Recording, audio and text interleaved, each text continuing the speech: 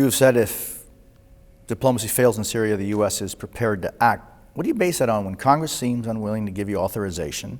American people overwhelmingly disagree with any military actions in Syria, and there won't be anything written in any UN resolution authorizing the use of force.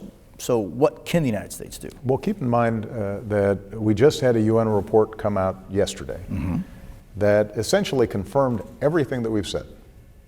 And during the course of the debate over the last week and a half, there were some who were wondering, well, how hard is the evidence? How credible? There were a number of allies in European countries who said, we want to respect the UN process. Well, the UN process has now played itself out. The investigators have unequivocally said that chemical weapons were used. And when you look at the details of the evidence they present, it is inconceivable that anybody other than the regime used it. What that does, I think, is change the international dynamic. I think it changes international opinion on this issue.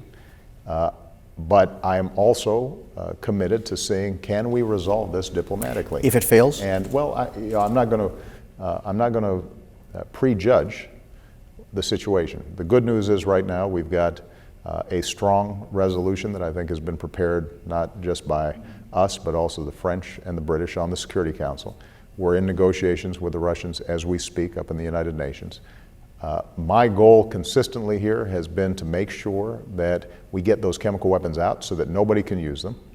There's an underlying challenge that we've got to deal with, which is that there's a civil war going on inside of Syria, and we've got a murderous dictator who, so far at least, has resisted efforts at a political settlement.